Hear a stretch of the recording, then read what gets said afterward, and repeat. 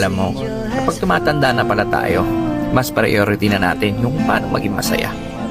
Marirealize mo na mas masarap i-enjoy ang buhay pag masaya ka. Di mo kailangan makipagtalo sa mga taong walang bilib sa'yo as long as nag-enjoy ka naman sa ginagawa mo. Maiksi lang ang buhay natin, hindi natin kailangan makipag-argumento. Positive people will always choose happiness. Kaya kung saan ka masaya, tuloy mo lang. Enjoy lang natin ang ating buhay kung saan tayo nagiging masaya. Did what I did because I love her so.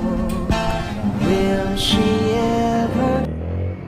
Go, sir. Tamo lang. O, ayan. Let's go. Diretso na tayo mga idol.